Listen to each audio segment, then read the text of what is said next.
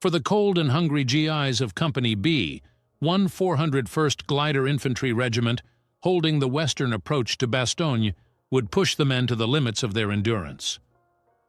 During several frigid days in December 1944, the young glider fighters of the 101st Airborne Division fought over a bleak intersection outside the Belgian town. The intersection, nicknamed Crossroads X by the men, quickly became the focus of bloody struggle between the Americans and Germans, as the might of Adolf Hitler's armored forces desperately sought a way into besieged Bastogne. Private First Class Carmen Gysi of B Company remembers the contested landscape as if it was yesterday. After the battle at the Crossroads, we found out that we were fighting the first elements of the Germans' 2nd Panzer Division. Gysi recalled years later, "We were told we held up the offensive for 2 days, which was very critical to the Germans." Due to the stubborn actions of Gysi's single company, the might of the 2nd Panzer Division would be stymied in its attempts to break into Bastogne's back door during the early days of the famous siege. The contest for Crossroads X would become brutal and desperate as seasoned Americans faced German armor. In the bigger picture, the valiant holding action by B Company would help put an end to Hitler's last great offensive in the West, the Battle of the Bulge. Arriving in the wake of bad news, when the Glidermen of Company B, 401st Glider Infantry, leaped from the tailgates of the trucks that brought them to the outskirts of Bastogne on the night of the 19th, many of them had no clue where they were. The hours spent in the exposed trucks had been cold and miserable, and the men were happy the trip had come to an end. Initially, Lieutenant Colonel Ray Allen, the commander of 401st Glider Infantry, ordered his companies to take up positions straddling the Marsh Road and to prepare to defend the ground past the town of Mans-de-Saint-Étienne. This location would help protect the road and was closest to the original assembly area, which grew increasingly quiet that night as the last groups of screaming eagles marched off to their positions. Bad news had arrived earlier that evening. The division's 326th Medical Company had set up a field hospital in an open area to the west of Crossroads X, the intersection of the Marsh Road and the Barrière Hinc. It was the 101st's farthest position west of Bastogne. Almost as soon as they had pitched their tents, the hospital crew, believing they were in a safe rear area, had been attacked by advance elements of the 2nd Panzer Division.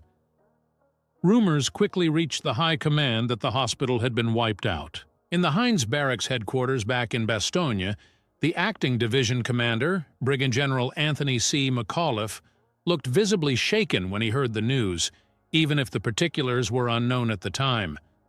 Not only would the division now find itself woefully short of corpsmen, medical officers, and supplies, but McAuliffe was concerned that the Germans had managed to get behind the growing American defensive perimeter so quickly. The news of the attack was a wake-up call for McAuliffe. He now realized how fast the Germans were moving. He needed to move immediately to regain control of the situation and secure the rear of his defenses around Bastogne. The young captain, Robert J. MacDonald. The man leading the mission to recapture the vital crossroads was Captain Robert J. MacDonald, the no-nonsense commander of Baker Company, 401st Glider Infantry Regiment. Like many World War II commanders, MacDonald was young.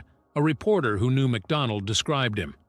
When young MacDonald stood up straight, he towered over his battalion commander like a beanpole, 6 feet, 3 inches tall, soaking wet weight, 145 pounds. His flesh was so sparse that his shoulders were rubbed raw by the strap when he carried a pack. Only 23 years old, MacDonald had learned his lessons well in combat in Normandy and Holland. That night, MacDonald received a warning order around 22:30 hours.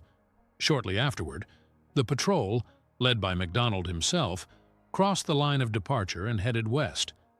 MacDonald recalled how his company had ambushed a German infantry column marching down a road in Holland several months earlier. He vividly remembered how exposed the Germans were when he ordered his machine guns to open fire. He ordered his men to approach stealthily in the foggy dark, keeping strict noise discipline. MacDonald also divided Baker into 2 columns. Sneaking through the ditches on either side, each group moved cautiously, purposely keeping off of the Bastogne Marsh Road. As the men approached the crossroads, they could see the orange reflection of burning vehicles in the night sky. An even more troubling clue as to the fate of the hospital soon reached their ears. MacDonald's men heard the strangest of sounds. It was a loud, continuous wail. Giese, the young gliderman from New Jersey, remembered how eerie and shrill the noise was in the damp night air. When the Americans climbed a ridge overlooking the crossroads, they viewed a scene of utter devastation. Laid out in front of them were 16 burning 21 two-ton trucks. The vehicles had been abandoned by the roadside, still in convoy along the Salle Barrière Hinc Road. A driver's body had slumped forward in the cab of one of the trucks, lying on the horn and producing the wailing noise. Several bodies lay strewn about the fields near the hospital tents. MacDonald surveyed the scene and quickly began to formulate a plan. First, he sent 2 scouts down the slope to reconnoiter the area. The GIs crept stealthily away, and after several minutes returned to report the Germans were still milling around the area. MacDonald breathed a heavy sigh. He knew Baker Company was about to go into battle again. This time, instead of the dikes and wet fields of Holland, it would be over a misty road junction in Belgium. Germans at Crossroads X. As MacDonald and his men prepared to recapture the crossroads, the radio operators at the 327th Regimental Headquarters tracked their progress. As the reports came in, they scribbled messages on radio logs to keep their commanders informed. It had been a busy morning so far. One of the men taking notes belonged to Captain William L. Abernathy's S2 section. For him, the news was not good. At 0045 hours, reports filtered in that the Germans had sent half-tracks mounting heavy machine guns to guard Crossroads X. In addition, the Germans supposedly had captured an American armored vehicle and were using it to defend the same crossroads. Moreover, if there was any doubt about the fate of the medical company, the report at 0115 confirmed the Americans' worst fears. A jeep driver had escaped and reached one of the security patrols on the perimeter. The lucky paratrooper was from the 326th Medical Company and reported that indeed the Germans had captured the entire company, including the wounded on litters. As the Germans herded the prisoners together, several of the machine gunners in an African-American transport company opened fire with their heavy machine guns. Chaos ensued as men on both sides dove for cover. Bullets zipped and zinged everywhere, slaying friend and foe alike. Within a few moments, however, the Germans killed the brave truckers, ending the fight.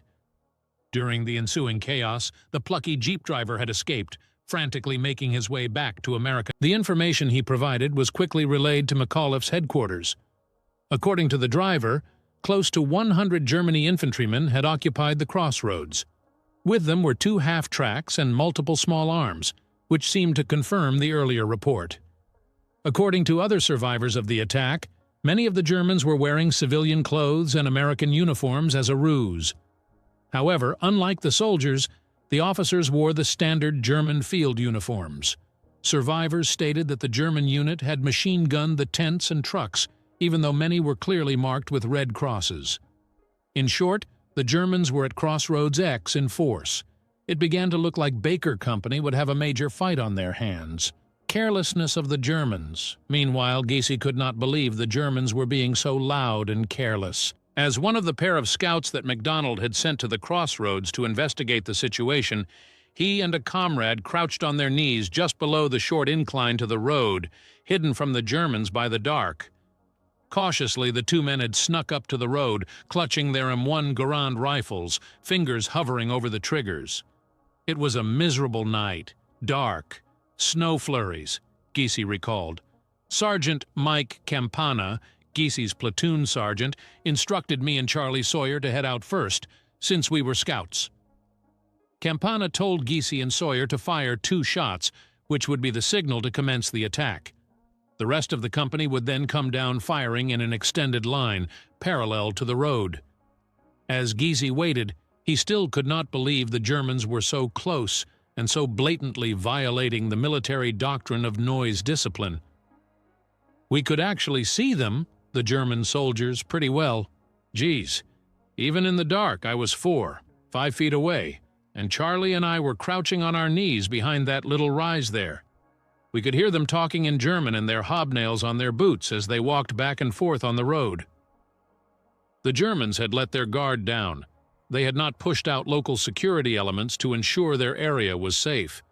MacDonald's glidermen were about to teach them a fatal lesson for their military indiscretions. Direct fire death MacDonald's plan was similar to a double envelopment. He quickly gathered his platoon leaders and platoon sergeants and, like a kid outlining a complex play on a sandlot football field, explained his plan. On the northeast side, Campana's 3rd platoon would occupy a blocking position to prevent Germans from escaping down that road. On the southwest side, 1st Lieutenant Selvin E. Shields would establish another blocking position. Meanwhile, 1st Platoon under 1st Lieutenant John O'Halloran and Weapons Platoon under Technical Sergeant Robert Dunnigan would set up a support position in the middle, facing almost directly at Crossroads X. Awaiting the signal from the scouts, the officers and senior NCOs moved out to their platoons. Lieutenant O'Halloran returned to his platoon and quickly briefed them on the operation. The glidermen of 1st Platoon moved out. When they were close to the objective, O'Halloran gave the order and the men lay down on their stomachs as if to slither their way toward the burning trucks. While they waited for the signal, and though they were a little farther away than Giese and Sawyer, the men of 1st Platoon could also hear the Germans chatting and laughing, oblivious to the impending attack. To 1st Platoon's right, 3rd Platoon edged forward into its attack position. It was at that moment that Giese fired the 2 shots, splitting the night like thunder.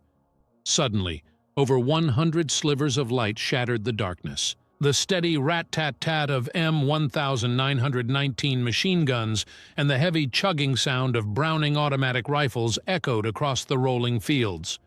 For the Germans trapped in the crossfire, it was direct fire death. The Germans scattered in all directions like cockroaches. When 1st Platoon heard Giese's rifle shots, the men stood up and opened fire. While they were firing, they marched forward to the trucks like gunslingers in an old Western film. When they reached the burning vehicles, some of the men then tossed hand grenades into the wood line just beyond the crossroads to kill any retreating Germans. Meanwhile, some of the German soldiers tried to escape down the northern and southern roads, only to find the Americans waiting for them. For many of those Germans, it was their last decision. For the Americans, it was easy pickings. Only a handful of Germans managed to escape westward on the road to Tenneville. Retaking the crossroads nearby, Giese and Sawyer saw shadows rapidly approach. The 2 men quickly aimed their M1s at the dark blobs. They called out to make sure the targets were German before they opened fire. The reply was in German. Campana's platoon was still coming down from the ridge behind them, but Giese knew they could not wait for them. They had to act now. As fast as they could squeeze their triggers, the 2 men shot round after round into the shadowy shapes. Giese remembered. Those Germans were close. They came right in front of our company when we hit them. I know when he and Sawyer fired, we killed a few of them. We even threw some grenades, but it was a short fight. If any Germans had remained, Giese felt sure the grenades had killed them. By the time the platoon reached the 2 scouts by the road, the fighting had ended. Giese was thankful he had dodged death again. Fortunately, Baker Company suffered only 1 casualty. Giese's buddy, Frank Almovich, suffered a minor wound when a bullet grazed his left ear. Campana also had a close call when a German rifle round ricocheted off the buckle of his ammo belt. Other than that, Baker Company had successfully recaptured the crossroads intact. Captain MacDonald instantly informed Allen that the crossroads was in American hands. It was now 0445 hours. Even in the dark, MacDonald could make out the wreckage that was once the hospital in the field beyond the road. His men cautiously approached the tents, searching for comrades. They found no survivors. Allen called back and ordered MacDonald to set up a battle position with his company to defend the crossroads from any subsequent German attacks. MacDonald acknowledged the order and went to work. He knew he was out on a limb, far from the rest of his battalion. He could only hope the Germans did not know how vulnerable his position truly was. Assessing damage, scrounging for supplies. As dawn broke on the morning of the 20th, MacDonald and his men continued to explore the cross. The dead were everywhere. To the relief of everyone present, Someone finally pushed back the body of the dead driver from the wailing truck horn. According to Giese, the only sound after that was the eerie crackling of the flames in the burning vehicles. When he entered the abandoned field hospital, Giese discovered 2 dead paratroopers. The Germans had slit their throats. One of the luckless paratroopers was still on a stretcher with his arm attached to a bag of blood plasma on a stand. Still, Giese is not sure to this day that what he witnessed was the result of an execution. I think the Germans did that because they were too badly injured to put them out of their misery. Giese began to rummage through the wreckage and debris left behind. Reaching down in a hastily dug foxhole, he found a camera that still had some film. He turned around and snapped a photo of the abandoned field hospital. The empty tents, flapping in the breeze, were a reminder that the fortunes of war could turn on anyone at any time. The medics working in the hospital probably thought they were well behind friendly lines and protected from an enemy attack. Tragically, they were mistaken. McDonald's company salvaged whatever supplies and equipment they could find, including ammo, gas, rations, and medical supplies. The biggest haul was 2.50 caliber machine guns removed from the trucks. The Glidermen were thrilled to have these pristine weapons that were still caked with the waxy cosmoline from the original packaging. The heavy-barreled machine guns would come in handy in the further fighting for Bastogne. By 0800 hours, Captain MacDonald radioed Allen that his position was secured.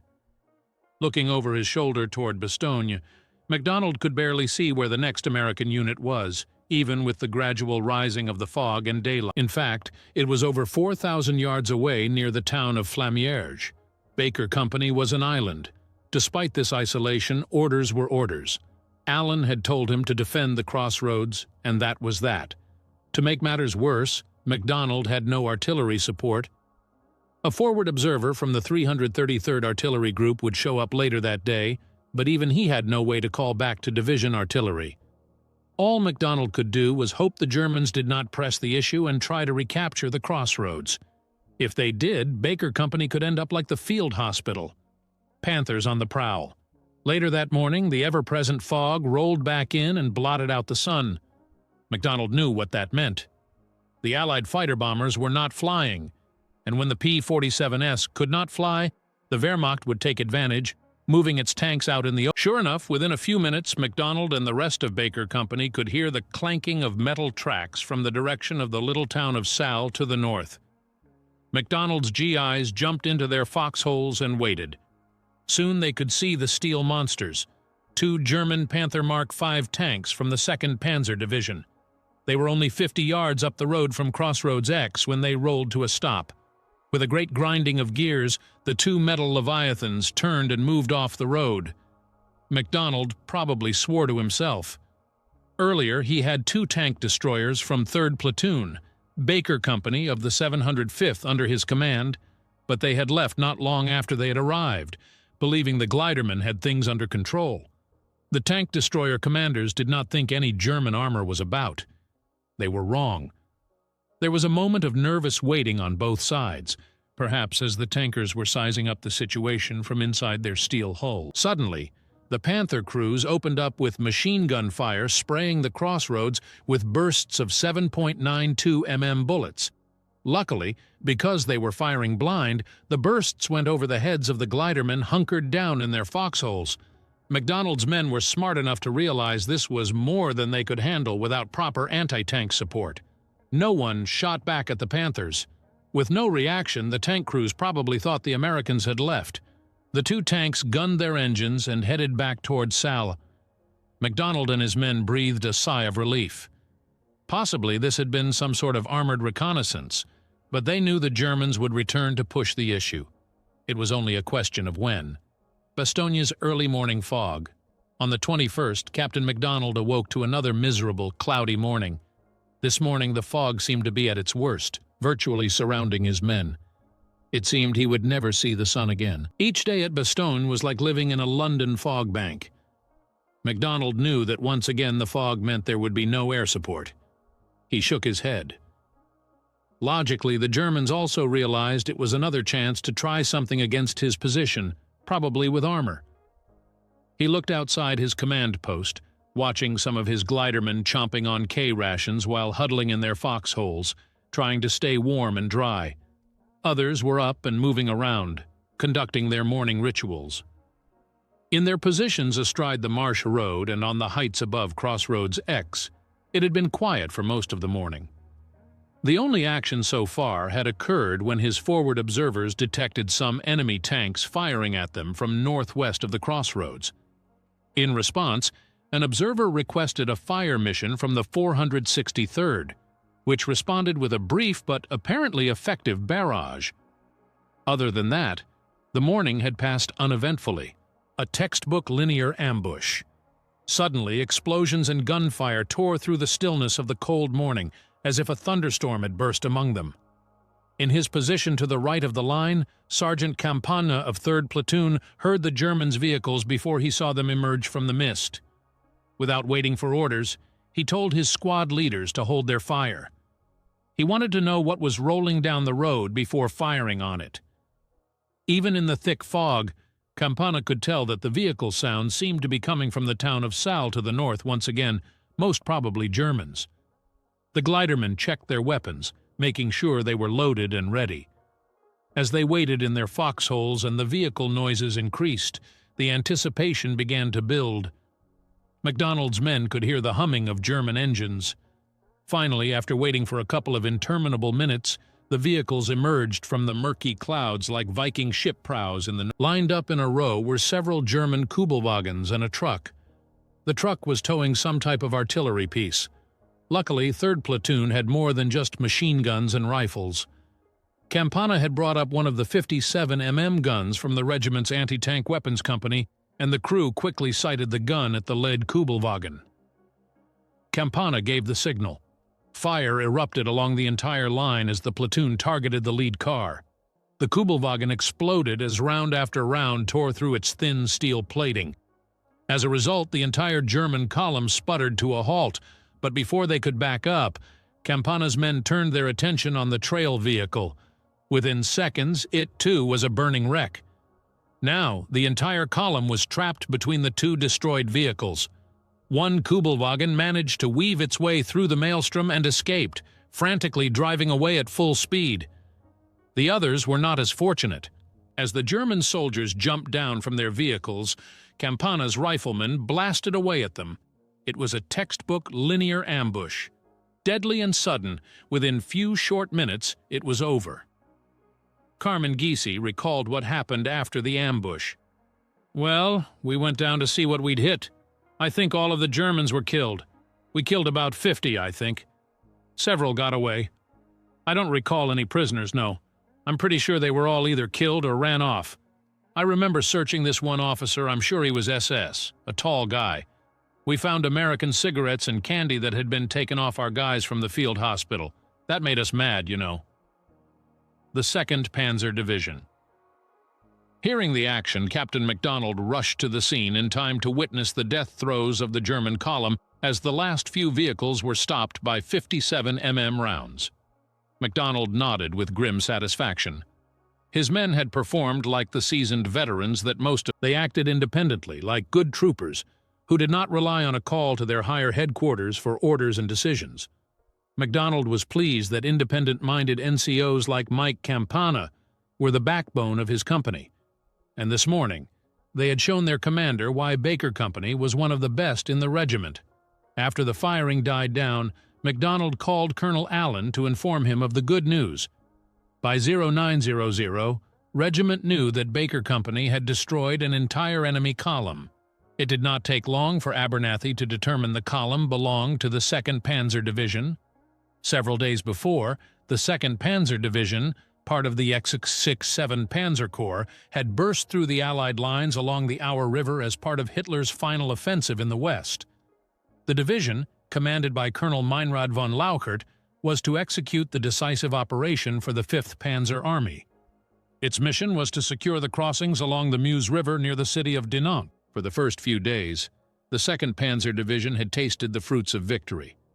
It had fought a bitter and tough battle to cross the Our River, but after it had penetrated the crumbling defenses of the 110th Infantry Regiment, It roared westward like an unleashed lion.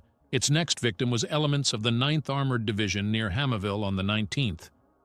After a brief but one-sided battle during which the 2nd Panzer Division destroyed over 24 tanks from the 9th Armored, it pushed through the forces of Combat Command B, 10th Armored Division, and the 506th Parachute Infantry Regiment at Noville.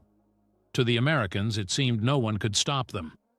Farther south, the Panzer Lehr Division, 2nd Panzer's partner in the offensive, failed to capture Bastogne through a coup de main. The 101st Airborne Division had won the race to the town and secured the vital. As a result, the supply lines of the 2nd Panzer Division had to circle around Bastogne from the north and then to the west. Overextended and vulnerable, this logjam created unforeseen problems, including increasing the amount of time it took vital supplies, such as gasoline and ammunition, to reach von Lauchert's forward units. One such problem was the nondescript crossroads west of Bastogne, Crossroads X, where MacDonald and his men were stubbornly holding out, depriving the Germans of this vital road junction. Preparing for the next attack, Baker Company's action on December 21st had an important effect on the Germans. For von Lauchert, the ambush at Crossroads X forced his hand. He could no longer afford to ignore the American presence there since his forces and supply train were transiting so close to the nearby roadway. Now, he had to commit a Kampfgruppe, or battle group, to isolate and contain the American forces at Crossroads X, which he assumed to be a large task. Had he known it was only a company, he might not have allocated so much combat power. The Germans, however, could not take any chances. It was becoming essential that none of the American units in Bastogne be permitted to use the roads and push out, potentially recapturing the bridge crossing at the Aar River, which would interfere with the German objectives to the west. In short, because of the aggressive actions of MacDonald's men at the crossroads, the Germans believed the resistance meant a sizable U.S. unit was holding the area. The skirmishes at the intersection had grown from a nuisance to a serious threat to the German line of communication westward to the Meuse River. For the Americans, it had been a job well done, even if they did not know how they had already disrupted the German plans for taking Bastogne and continuing to the Meuse River. For MacDonald's men, however, their battle was just starting.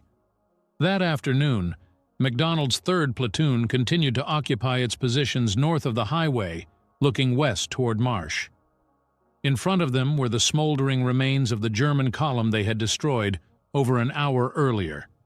The Glidermen were still pretty juiced up from the successful ambush, and it helped that it had been so one-sided. They had not lost a single man, but they had slaughtered scores of Germans. Regardless, many of the men guessed that the Germans were not going to give up so easily. Plenty of MacDonald's men were veterans of Holland and Normandy. They had seen enough war to realize that their luck was probably not going to last. Fate could easily fall the other way. MacDonald knew that anticipating the next German move could pay dividends yet again, saving the lives of soldiers and guaranteeing success for his small company. Early warning was one way to prevent an ambush. Therefore, he placed 2 bazooka teams forward of Campana's 3rd Platoon and the crossroad. An hour after the Kubelwagen ambush, the bazooka teams bore fruit, Panzer IVs versus bazookas. Around 12:30 hours, the bazooka men again heard the clanking of treads coming from the direction of Marsh. 2 tanks from 2nd Panzer were rapidly approaching, feeling their way up the road. Removing the safety pins, the American loaders slid the 2.36-inch rockets into each tube and wrapped the tiny wires from the back of the rockets into the magneto clamp on the back of each bazooka tube. They then patted the gunners on the back as a signal that they were loaded. The gunners readied themselves for action, fingers hovering over the large triggers. Private Joe Karpak was one of the gunners. He squinted, trying hard to peer into the misty gloom. Suddenly he could make out 2 German Mark IV tanks heading straight down the road. Long before, Karpak and the other team had worked out a system where they would draw the tank's fire, and after the tank fired, shoot before the tank could reload. It was a risky system if the gunner had the guts to expose himself. This would be even riskier today, since Karpak noticed they had only a frontal shot, the place where a tank's armor is thickest. The gunners tensed as the metal beasts edged closer to their positions, Finally, the lead tank fired its main gun, shattering the silence. Karpak dashed into the road before the tank could get off a second shot. He had only seconds to look down the sight of his bazooka at the lead tank and pull the trigger. The M6 Heat, high-explosive anti-tank projectile, whooshed from the barrel. Karpak could only watch helplessly as the round missed. Before the other enemy crew could get a bead on Karpak, he dove for cover. With a great blast, the trailing tank shot its main gun at the elusive bazooka gunner. Now it was the second bazooka gunner's turn.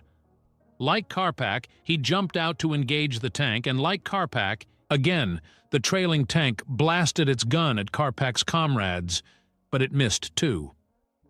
Amazingly, Karpak summoned up the courage to try this little stunt again. He felt confident he would not miss a second time.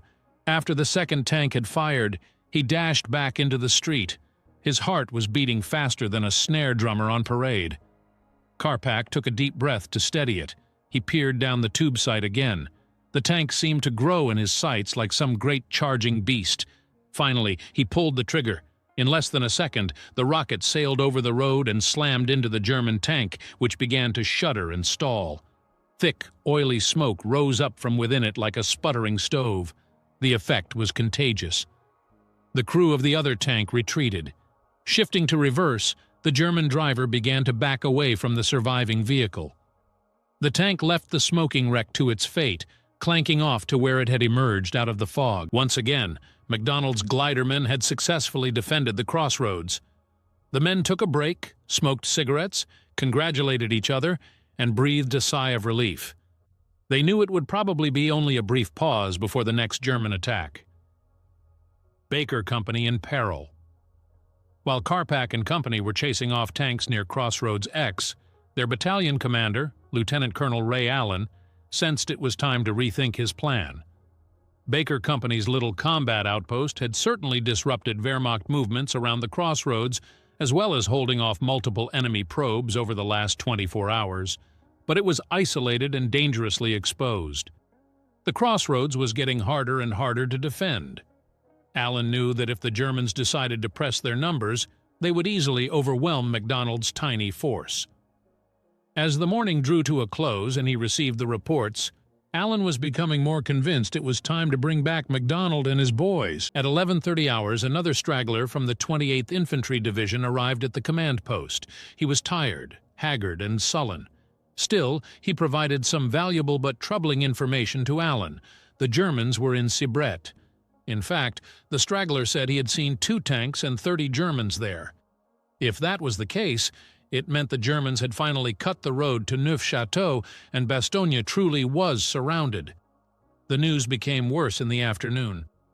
One of Allen's own patrols reported back at 12:20 that the Germans had occupied the town of Chinon with 30 soldiers.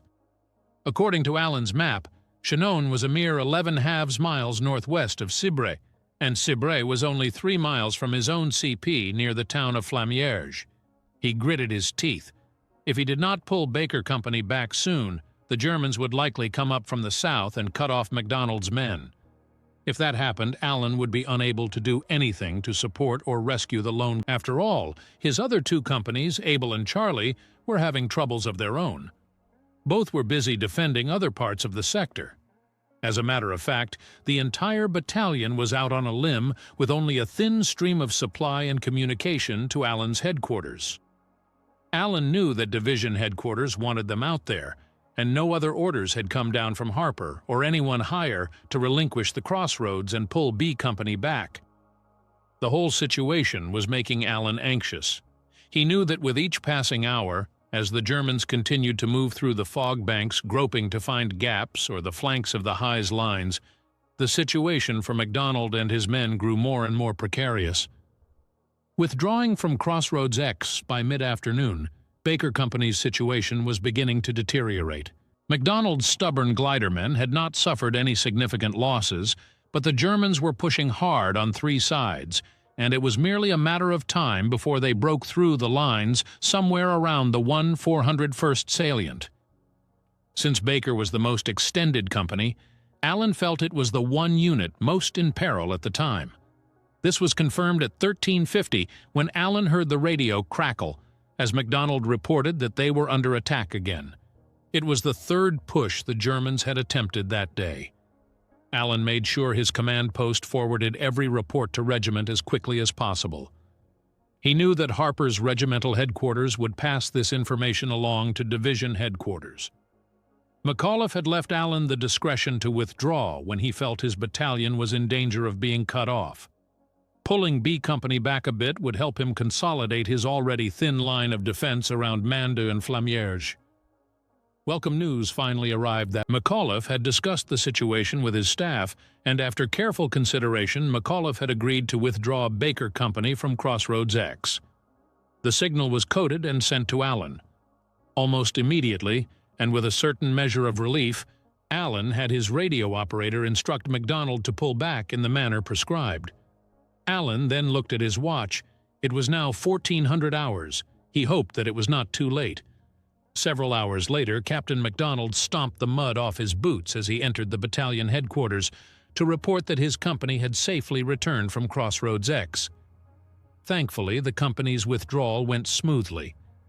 The men had commandeered some of the trucks from the abandoned field hospital and used the vehicles to transport the company and its support elements almost 3 miles back to friendly lines. As a result, the whole process took very little time to complete. Within a half hour, the men of Baker Company were digging in on a new line of defense near the town of Flamazoul. Crossroads X, a tiny version of Bastogne. Still, MacDonald was fuming. He realized how shaky his position had truly been. He felt his entire company had been fighting off Germans with little support from the rest of the battalion, much less the division. Frankly, he had no idea why he was out there hanging onto the crossroads by his fingernails. Any commander knows that it is hard to get his men to fight for something when he himself could not see the purpose behind their mission. MacDonald, who by nature was a bit volatile, struggled to control his anger and frustration when he went to see Allen. Several years after the war, MacDonald recalled his feelings that night.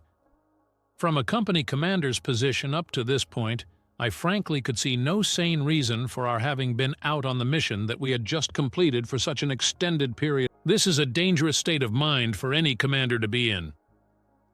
Allen could see that his subordinate was angry. In a fatherly fashion, Allen immediately calmed his company commander. "It's good to see you back, Robert. You probably wondered why you were out there for so long," Allen said, shaking MacDonald's hand. MacDonald nodded and replied, "As a matter of fact, sir, I did wonder why we were out there for so long. I realize you were out there with no one on your flanks. However, your little outpost really disrupted the German Panzer Division trying to sweep around to the north," Allen explained. "Anyway, since Bastogne appears to be cut off, there was no need for you to keep the road westward open anymore. Hence, Division decided to pull you back. You're going to be the reserve for now." The young captain, hearing his new orders, snapped a quick salute and left the room. He would eventually learn that his commander was right. For 3 critical days, his lone company of Glidermen had seriously disrupted the German line of communication around Bastogne. In fact, tactically, Crossroads X had become a microcosm, a tiny version of Bastogne. Because it was denied the road junction, the 2nd Panzer Division had to travel farther out of its way to reach its next objective. The German offensive peters out. As early as December 20th, the 2nd Panzer Division was already experiencing a fuel shortage that slowed its operations. In addition, the division eventually had to commit an entire Kampfgruppe to recapture the vital road junction so that the Americans could not threaten the critical bridgehead at Orthoville to the west.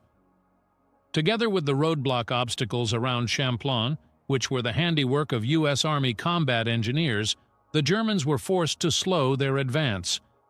In the end, the constant disruptions and tiny battles sapped the strength of the 2nd Panzer Division. As a result, it ran out of gas within sight of its ultimate destination, the crossings at the Meuse River. Had von Laukert's division been able to reach the Meuse, the Battle of the Bulge might have ended differently. Thanks to the efforts of men like Robert MacDonald, Carmen Gysi, Mike Campana, Joseph Karpak, and the other members of Baker Company of the 1/401st, the German tanks sputtered to a halt and fell victim to Allied armor and the U.S. Army Air Forces on Christmas Day, 1944.